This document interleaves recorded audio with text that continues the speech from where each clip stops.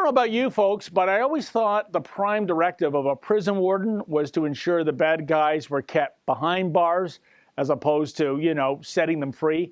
Indeed, I never thought I'd see the day in which a prison warden would take on the role of social justice warrior by going to bat for a murderer. But welcome to 2016 and Justin Trudeau's sunny ways, Canada. Here's the story, and it's shocking.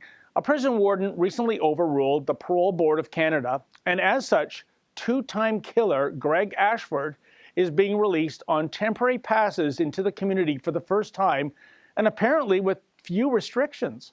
The Toronto Sun's Michelle Mandel recently shed some light on this story, noting how the brother of one of Ashford's Toronto victims, Chris Gill, is understandably outraged. He notes Ashford is the man who preyed on women and will soon be free to pick up where he left off before being incarcerated.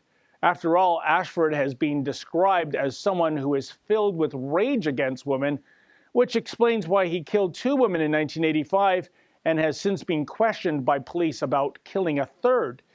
Even so, a warden at Dorchester Penitentiary is going to release Ashford on 20 temporary absence passes, and for some inexplicable reason, she's eliminated the parole board's condition that he, quote, immediately report all intimate sexual and non-sexual relationships and friendships with females to your parole supervisor, end quote.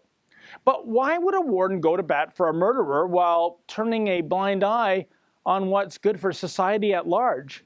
By all accounts, Greg Ashford is a despicable human being filled with rage and is clearly someone willing to satiate his rage by murdering innocent women.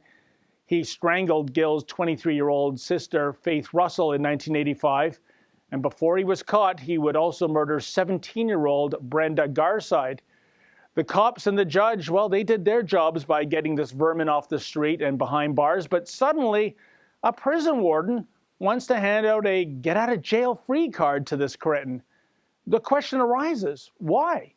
Well, for his part, Chris Gill believes the Trudeau Liberals are pushing wardens to accelerate the reintegration of inmates and reduce incarceration. You know, folks, it's all part of that restorative justice that Justin and his ilk like to champion. Well, if this is indeed the case, shame on them all. For where is the restorative justice for Faith Russell and Brenda Garside, and perhaps even the future victims of Greg Ashford? For the Rebel.media, I'm David the Menzoid Menzies.